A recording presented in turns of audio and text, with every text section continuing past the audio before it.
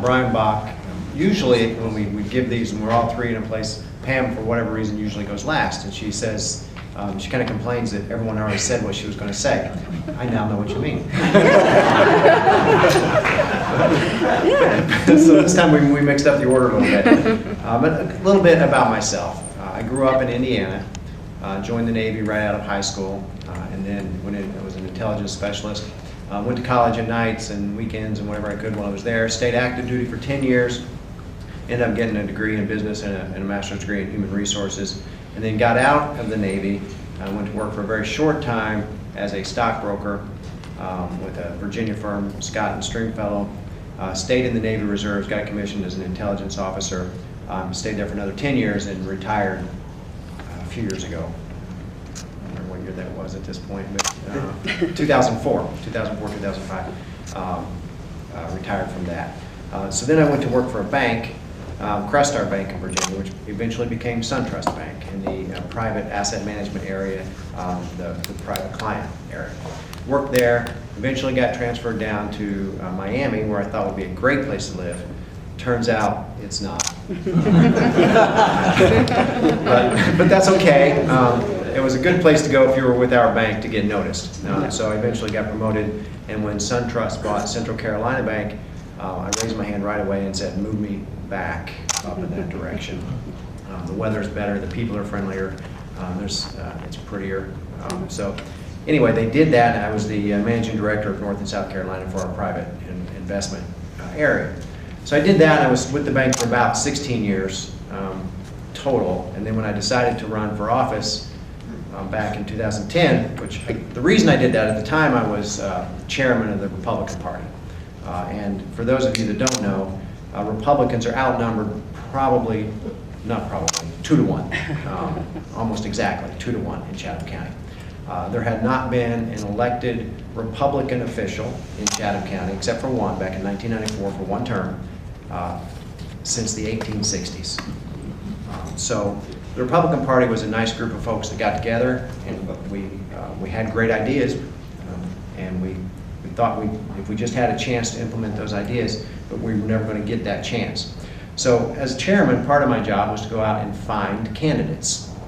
And so we went around looking for candidates, and most folks didn't want to do that because the chances of winning and the amount of time it takes to run a campaign, just the cost-benefit analysis just didn't pay off. Unfortunately, when we went to talk to Pam and Walter, we said, look, it's one weekend a month, or I mean not one weekend a month, it's one meeting a month, and how hard can that be? And besides that, you're probably not going to win, just come on and run. So they finally did, and they said, we're awful busy.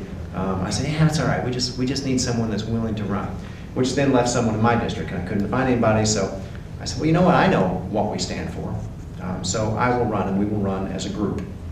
So we did that, because most of my adult life, I've been involved in politics most of my adult life, but I watch TV, I watch the news, and I just look at it and I just shake my head most of the time and say, what are the politicians thinking?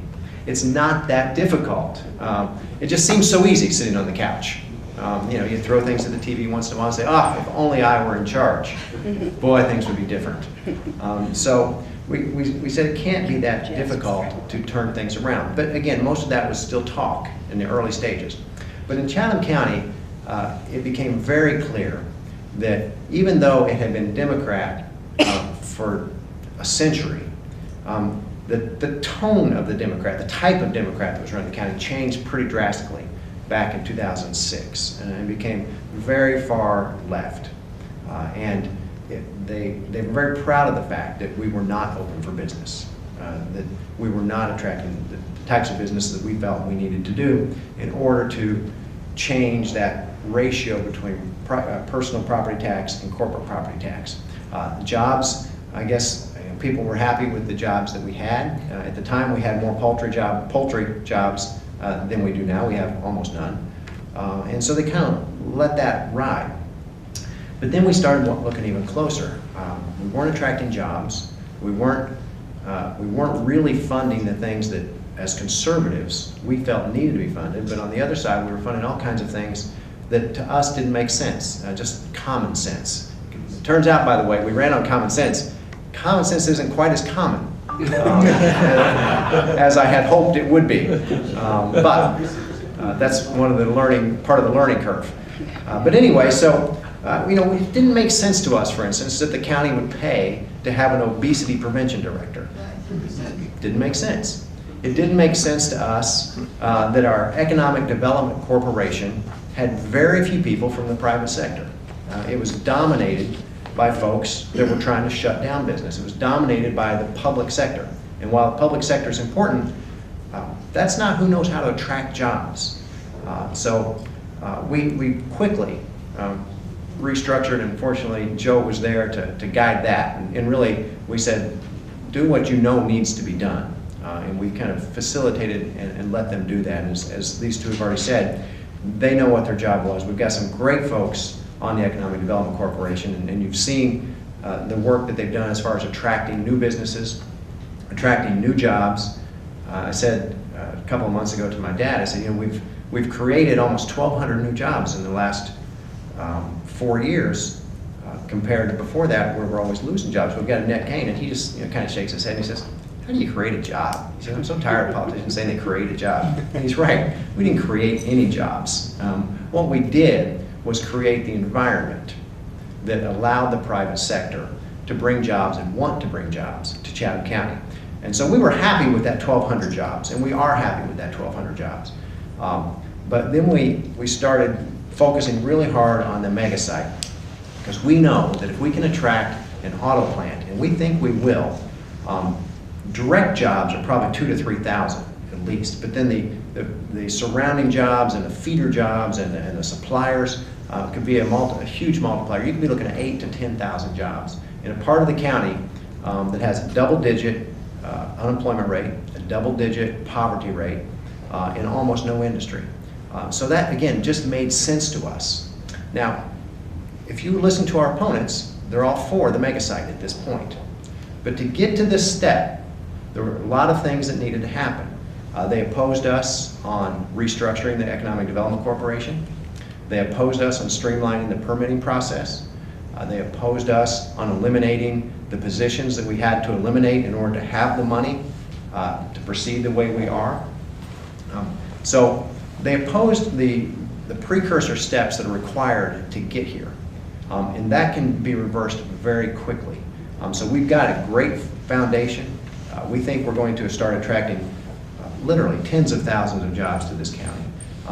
And we were very happy when we say we got $20 million capital investment 2 years ago. We got $100 million private capital investment in 2012, and I think again in this year. So since we've been in office, it's been almost $250 million in private capital investment. To put that in perspective, in 2010 it was $500,000. So we're thrilled with that. But one auto plant could be $1 billion in capital investment and $1 million a day in payroll. I mean, that is huge, not just for the county and not just for Siler City, but for the state.